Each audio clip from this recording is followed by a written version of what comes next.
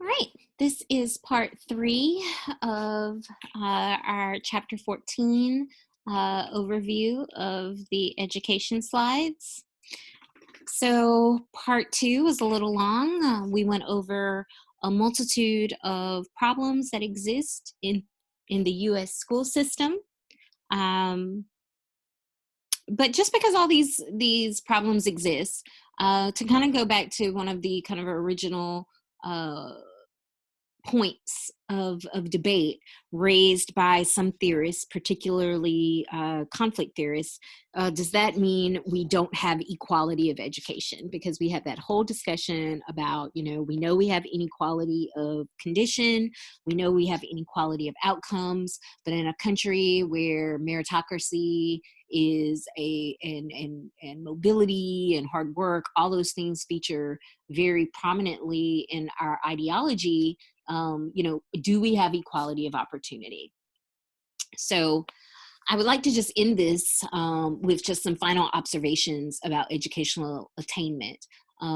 So this is kind of that objective, that objective data that to consider when you're thinking through kind of the subjective elements of the social problems that come out of the educational institution.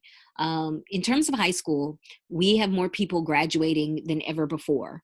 And if you look at our dropout rates, even the racial ethnic group that has had statistically the highest dropout rates, Hispanics, we've seen dramatic declines in those numbers in the last few years. So that's a positive. Now, it is worth noting that some of the closing of this gap is due to an increase in people not really so much finishing high school as earning their GED. That isn't on its face problematic. It can be a little problematic or cause a concern just because oftentimes the kind of stereotypes and associations that people have when they hear that you earned your GED versus your high school diploma. We definitely have data that kind of the perceptions people have about those two different credentials, because reminder, we are in a credential society, that oftentimes the GED is considered to be a little bit lower in status, is not as it is not as enticing to potential employers as the high school diploma.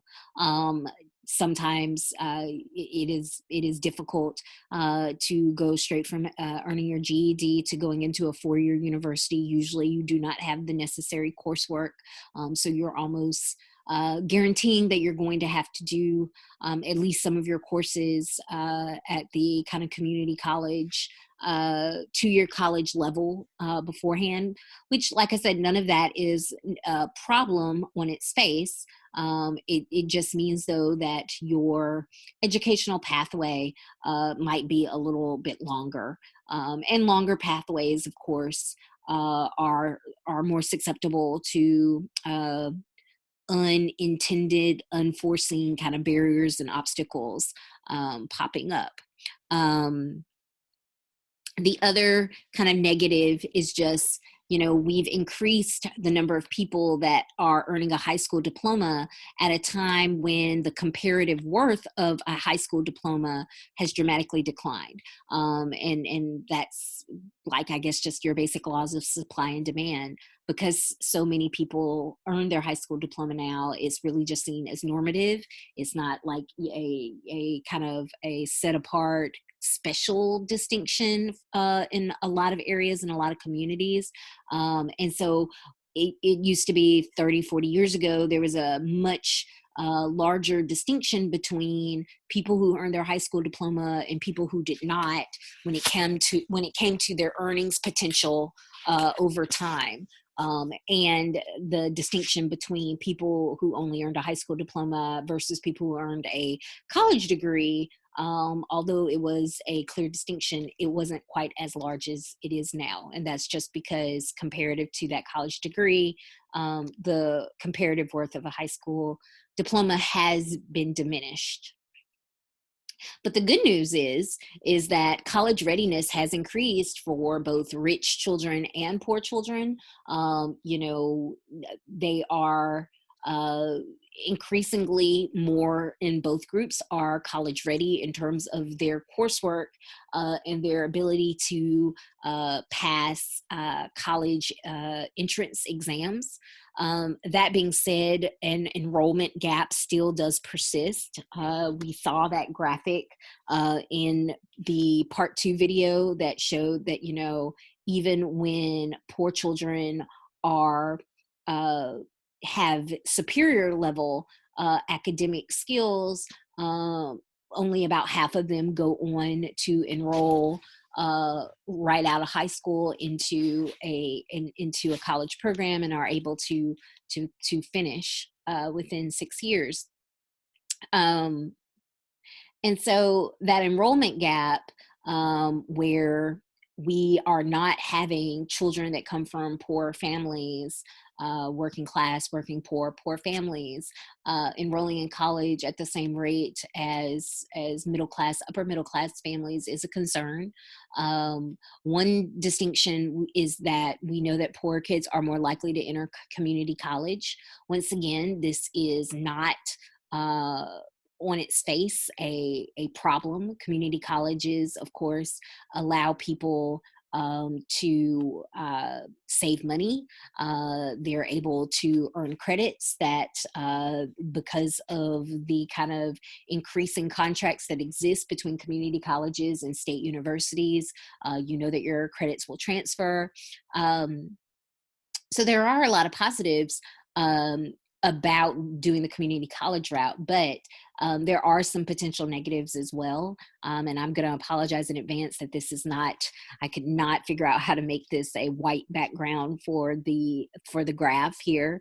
But it just shows you that whether you're talking about 6-year degree attainment or whether 6-year transfer rates, so we're like, did you earn an associate's in 6 years or did you transfer to another college in 6 years?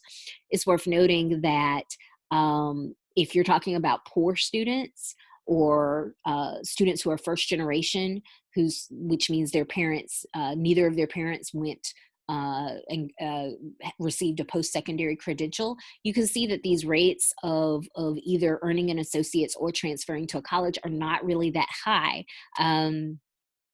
It's about somewhere between the 25 to 30% for each category.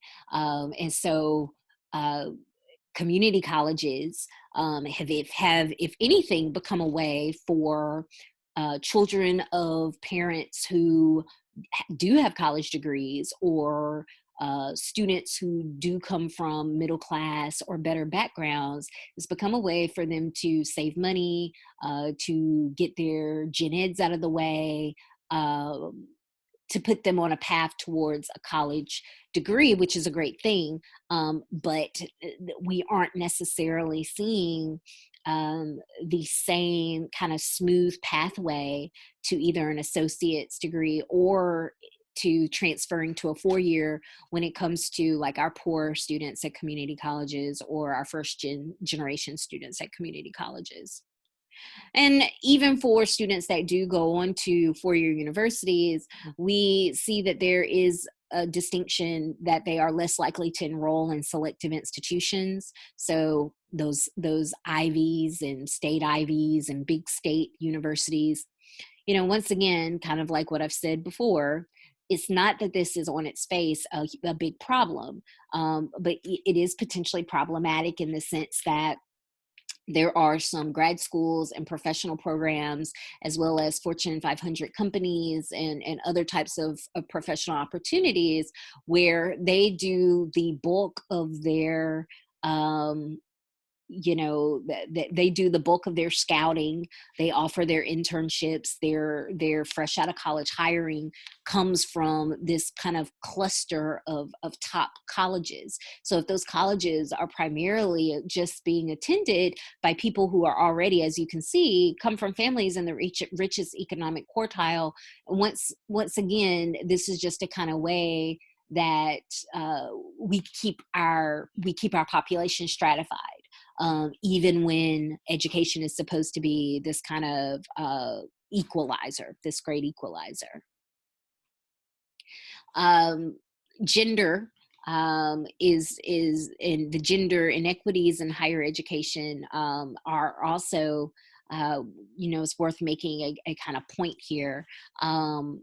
Compared to where we were, where there were very few women in college, what we saw after the 1960s, after the second wave of the women's movement, specifically after the passage of the Title IX, in 1972, we saw an increasing number of women enrolling in college until you can see around the 80s. And then moving forward, you have women outnumbering men in college attendance and enrollment. And this is true in all racial ethnic groups. You can see that although the number of whites, African Americans, and Latinos who attend college, that there is this racial distinction, but then if you look within the group and you compare men and women within their own racial group, you can see that pretty much for every single racial group, there are more women in college for that group than there are men. With some groups, Hispanics, African Americans, that gap being pretty large. And so this kind of fact, this just kind of observation holds true across most majors, and it's also holding true across a growing number of graduate programs and professional programs.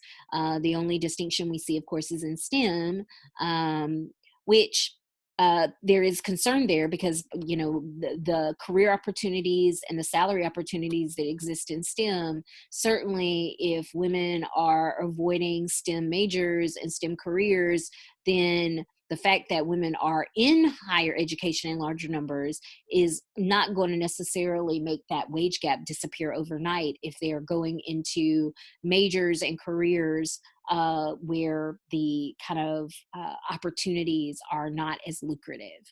But then, of course, the other kind of concern that people have is that particularly, what are we losing when we are losing men in higher education, in these numbers? Do we need to be seeking gender parity in higher education enrollments?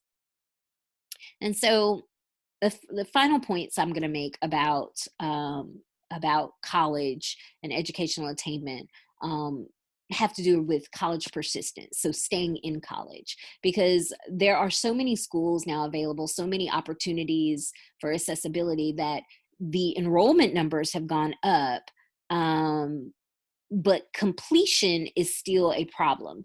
So in a lot of ways, completing college has become a more important measure than entering it. And when we look at the gap between students that come from poorer families versus students that come from wealthier families, although the enrollment gap has been diminishing, the persistence gap remains quite high. And so, even looking at like smart, children, not saying children, but of course in college you're adults, but looking at smart students that come from low SES backgrounds, whose math test scores place them in the top quarter of students, and this is from 2002,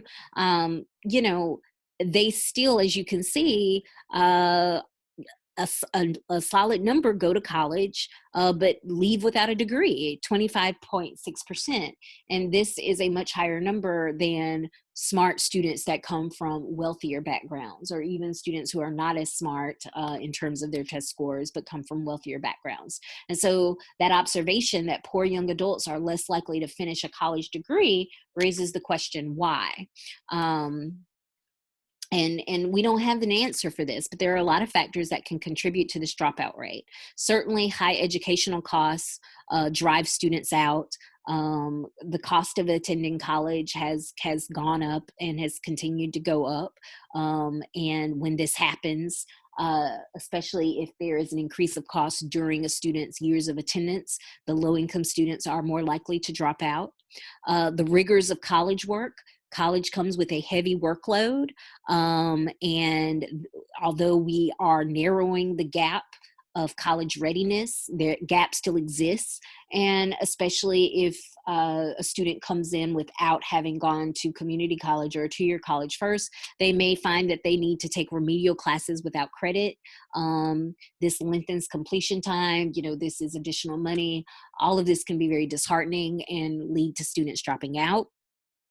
And then, of course, that heavy workload for students that are trying to balance work, school, and family, and particularly for lower income students, they are more likely to be working part-time, if not full-time.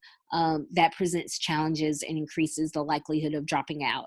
And if their answer to how they achieve that balance is to go to school only part-time, attending school, college part-time lowers the chance that a student will finish with a degree. And once again, this is also where institutions matter. So if you go back to my point that lower income students are less likely to be enrolled in the most selective institutions, this sometimes presents additional problems with their likelihood to finish, because selective schools graduate about 88% of their students, and 59% in other four-year institutions, and then 31% in open admission institutions.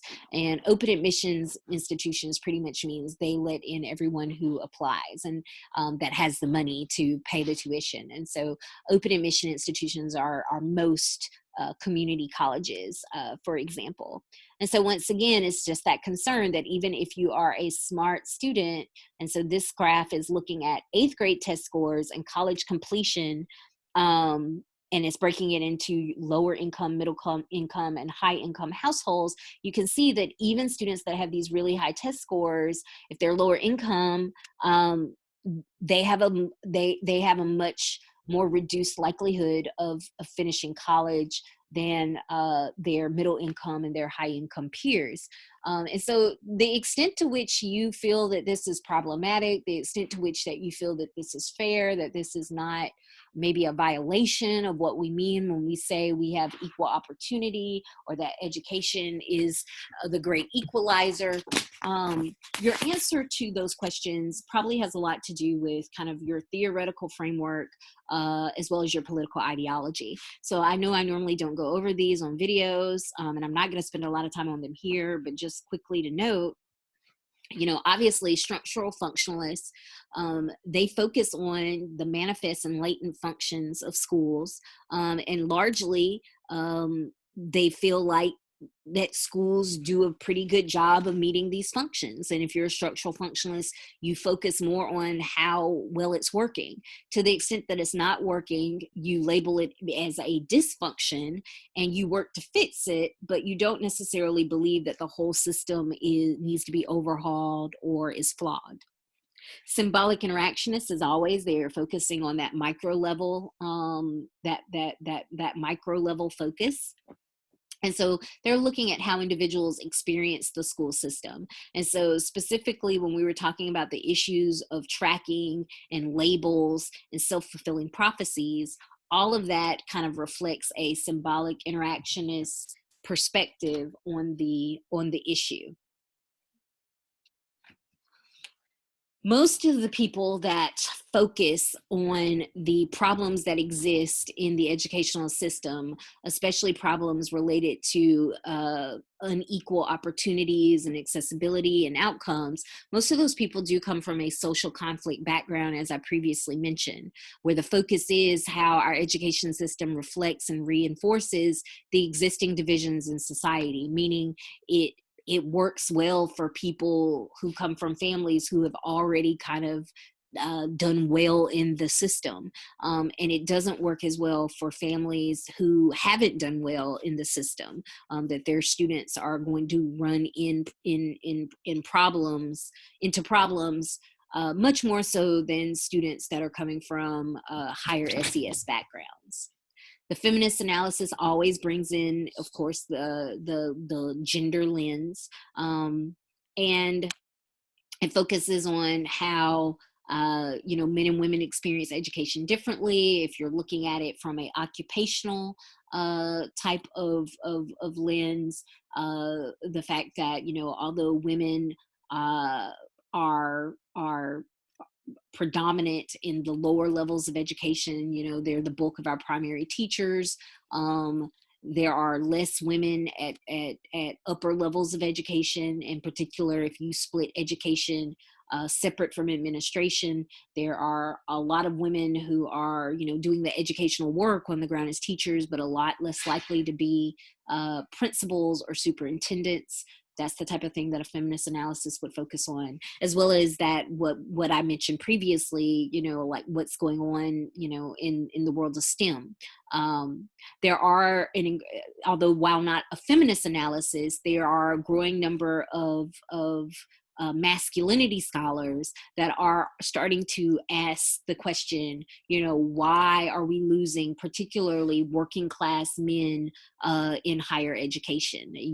How does that relate to our conceptions of masculinity, that they are not pursuing higher education in the same rates as they were like post World War II? So now political ideology. At this point, hopefully you're starting to understand that the answers that conservatives, liberals, and the radical left, or at least how your textbook author kind of perceives their responses, hopefully you're starting to see that it's a trend. And you can pretty much should be able to kind of predict and articulate this from chapter to chapter. The subject changes, but their answers don't really change. So liberals, a lot of their solutions have to do with increasing the investment in schools themselves, as well as in like out of class activities, home school type of partnerships, bilingual education, and as well as trying to figure out a way to equalize school funding so that you don't have these stark differences between poor schools, rich schools. For conservatives, it's less about increasing investment and more about increasing competition. And they support that in a variety of ways. What's been very big lately is their kind of push for charter schools, which are public schools in the sense that they are publicly funded, but they're given a lot more freedom in order to try out new policies and programs. So they're basically public schools that don't have to run by public school rules. And there are some charter schools that have proven to be very successful, and there are some charter schools that have not proven to be successful. Magnet schools are public schools that offer special facilities, or in some cases, it's not a magnet school, but a magnet program. So a specific program that exists within the schools. And magnet programs in particular have been a way of really tracking, of trying to entice strong students, usually from wealthier middle class families, to remain at schools that have maybe less funding and are less ideal, but these programs themselves are well funded and are set up to pursue educational excellence. Conservatives are also more likely to support having private companies engage in schooling for profit. So there have been like trade schools and other types of secondary schools that have been set up by major hotel chains or fast food chains have had like partnerships with schools. And then finally, school vouchers. once again, a solution that is more likely to be touted by conservatives. But basically, you provide funds to parents so that if they don't want to remain in public schools, they have the money to go to private school. And of course, kind of the main argument there is that of course then makes it hard to then also just invest money in the public schools, because money is not in endless supply. You're choosing what to pay for and what not to pay for. And although liberals do support some free choice in schooling, particularly maybe magnet schools and school choice programs, a lot of liberals are a lot less likely to support charter schools and particularly school vouchers. The radical left, the answer pretty much is always the same here: attack structural inequality. If a lot of the issues that we see in schools reflect the differences in between poor and rich families and poor and rich neighborhoods, then the only answer, according to the radical left, is that you have to eliminate inequality throughout society. And so that is it for part 3, and that is it for our chapter 14 videos.